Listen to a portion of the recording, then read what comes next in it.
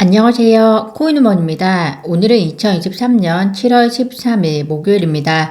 구독과 좋아요, 알림 설정 정중히 부탁드리며 오늘 영상 시작하겠습니다. 캐나다 암호화폐 거래소 비트바이가 2022년 1월 상장 폐지했었던 XRP를 재상장했다고 발표했습니다. 당시 상장 폐지 결정의 이유에 대해서 온타리오 증권위원회와 그리고 국제규제기관의 정책에 따른 것이라고 밝혔었는데요. 동시에 상황이 변경이 되면 그에 따른 조치를 취할 예정이다 라고 했었습니다. 약 1년 6개월 만에 재상장을 이루어냈는데요. 다만 비트바이는 XRP를 재상장하면서 현재 SEC로부터 증권법 위반 혐의로 기소가 되어서 소송을 진행하고 있기 때문에 투자자들은 이에 대해서 정확히 인지하고 투자를 결정할 것을 권고한다 라고 설명을 하고 있습니다. 리플 XRP 홀더분들이 원하는 재상장 절차가 바로 이런 것이 아닐까 생각이 듭니다. 과거에 규제기관의 기소가 있었고 따라서 리스크가 크다라고 생각을 해서 상장 폐지할 수는 있으나 소송이 진행되는 과정을 보니 명확한 기소 합리성을 찾을 수가 없고 또 증권 유무의 결론이 나지 않았고 특히나 2차 시장에서의 거래에 대한 판결이 이번 약식 판결에서 날지도 모르는 상황이라면 기소로 인한 리스크는 투자자에게 충분히 안내하고 재상장하는 것이 더 객관적이지 않을까 생각이 듭니다.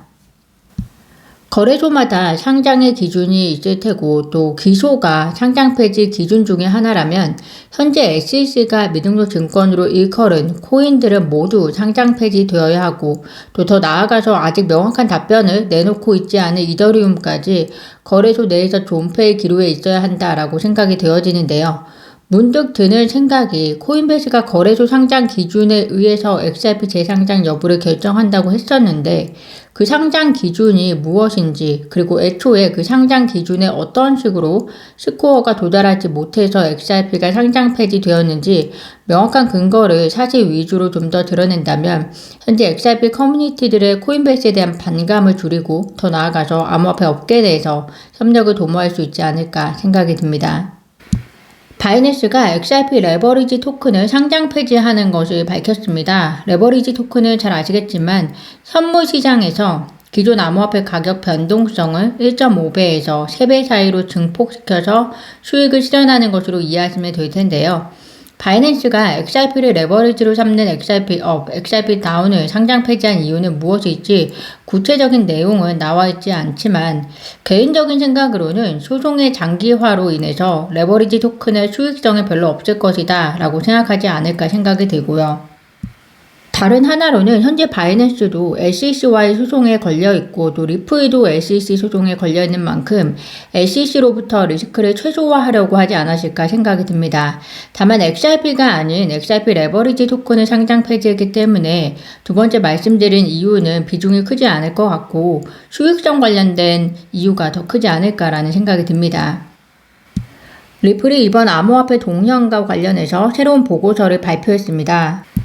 해당 내용에 따르면 금융 리더의 90% 이상이 블록체인과 디지털 자산이 향후 3년 내에 비즈니스, 금융, 사회에 상당한 영향을 미칠 것으로 생각하고 있고요.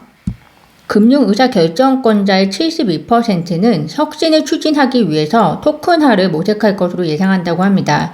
특히 주목해야 할 부분이 토큰화된 자산의 비즈니스 기회는 2030년까지 16조 달러에 이를 것으로 예상한다고 하니 그 사이즈가 어마어마한데요. 토큰화된 자산의 비즈니스로는 다양한 것들이 포함되겠지만 바로 제가 생각나는 것들로는 부동산이나 NFT, 웹3 등이 있을 수 있을 것 같고요.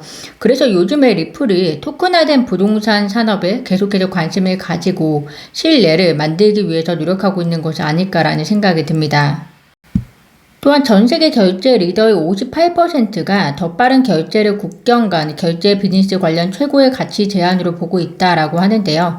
이 부분에서는 이미 리플이 선도적인 위치에 있기 때문에 앞으로 스위프트와 비교해서 더 확실한 차이를 만들어내느냐, 또 스위프트가 지배하고 있는 시장에서 얼마나 실제 사용 파트너를 확장해 나가는지가 경쟁에서 이길 수 있는 방법이지 않을까 개인적인 생각이 듭니다. SEC 위원장 게리 겐틀러가 이번에 다수의 전통 투자 회사들이 반려된 비트코인 현물 ETF를 재신청하면서 보강 요건 중의 하나로서 감시 파트너를 코인베이스로 선정한 것에 대해서 간접적으로 부정적인 의견을 밝혔습니다. 지난번 말씀드렸듯이 코인베이스는 분명히 암호화폐 거래소가 커스터디링 다수의 사업을 통해서 서비스를 제공하고 있는데요. 이것에 대해서 SEC는 이해상충의 여지가 있다라고 이야기를 했었습니다. 그런데 해당 의견을 다시 한번 밝히면서 이번 코인베이스의 감시 파트너 선정에 대해서 부정적인 입장을 밝힌 것인데요. SEC 게리 겐슬러의 입장은 어쨌든 암호화폐 업계가 다른 서비스를 제공하는 것은 이해상충의 여지가 있고, 두 번째는 암호화폐 업계가 아닌 타 기관이 감시 파트너로 선정이 되어야 본인의 관할권이 더 확실하게 보장이 되기 때문이 아닐까라는 생각이 듭니다. 블랙록 입장에서는 이번 ETF를 신청하면서 규제기관과 긴밀하게 이야기를 진행 중이라고 했었는데요. 긴밀한 이야기의 내용이 이번 재신청된 내용에 반영이 안 된 것인지, 아니면 SEC가 이해상충의 여지가 있다고는 보지만 재신청을 그대로 받아들일 것이라고 생각한 것인지는 지켜보셔야 할 것 같습니다. 그런데 SEC 위원장이 이해상충의 여지가 있다고 분명히 입장을 밝혔고, 또 이 내용들이 모두 증거로 남아있을 예정인데 가뜩이나 명확한 규제가 없다고 비난받고 있는 상황에서 이해상충의 여지가 있다라고 한 코인베이스를 선정한 ETF를 그대로 받아들일지는 사실 조금은 조심스럽게 모니터링 해보셔야 하지 않을까, 저는 그런 생각이 듭니다.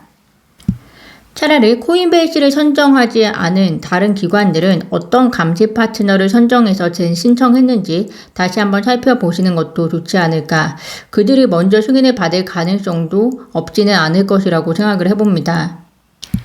SEC 위원장과 관련된 또 다른 소식입니다. 암호화폐 업계가 얼마 전에 SEC 위원장의 전문성 등의 이유로 모든 암호화폐 관련 결정에서 물러나라고 한 것에 대해서 그는 나는 윤리적 책임에 대해서 잘 알고 있고 법을 완벽하게 준수하고 있다라고 반박을 했습니다. 개인적으로 의회는 통과한 적이 없다고 하는 암호화폐 관련 집행에 대해서는 지금 이야기한 내용에 대해서 어떻게 책임질 수 있는지 묻고 싶은데요. 뿐만이 아니라 최초로 SEC가 특수 목적 브로커 딜러 라이선스를 승인한 프로메툼에 대한 조사를 상원 의원뿐만이 아니라 블록체인 협회도 촉구하고 있는 상황이기 때문에 SEC의 윤리적인 문제 또한 더 살펴보아야 하지 않을까 생각이 듭니다. 미국 하원에 이어서 상원에서도 포괄적 암호화폐 규제를 위한 입법 움직임이 본격화되고 있다는 소식입니다. 이미 작년에 한 차례 추진이 된 바 있으나 미국 중간선거를 앞두고 성과 없이 회기가 마무리가 되었는데요. 이번에는 해당 법안을 보다 보충하고 역시나 암호화폐 관할권을 CFTC에 둬야 한다는 무게를 잡고 진행 중인 것으로 보도가 되고 있습니다. 그렇지만 이번에 추진하는 법안 역시 2024년 미국 선거 캠페인 시작이 임박했음을 감안할 때 입법에 필요한 시간이 부족하다는 지적도 제기가 되고 있는데요. 그렇게 되면 암호화폐 관련 미국의 행보는 대선 이후에나 정리가 될 수 있지 않을까라는 생각이 듭니다. 어제 방송들은 CPI 예상치 하회 소식에도 불구하고 증시와는 달리 비트코인 등 암호화폐의 반등이 나타나지 않았습니다.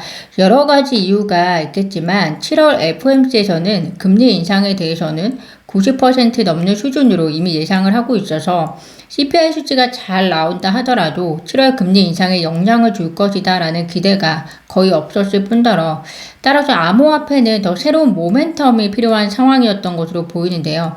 비트코인 현물 ETF와 반감기 등이 최근 비트코인의 가격을 부축해 올렸다면 오늘 나온 SEC 위원장의 코인베이스 감시 파트너로서의 이해상충 발언은 오히려 부정적인 영향을 끼쳤다라고 보입니다. 최근에 증시와 커플링이 매우 약화된 암호화폐 시장인데요. 계속해서 암호화폐 시장만의 에코시스템을 잘 분석하고 공부해야 암호화폐 분야에도 투자를 잘하는 투자자가 되지 않을까라는 생각이 듭니다. 오늘 제가 준비한 소식은 여기까지입니다. 네, 오늘도 영상 시청 진심으로 감사드리고요. 구독과 좋아요, 알림 설정은 코인우먼에게 큰 힘이 됩니다. 감사합니다.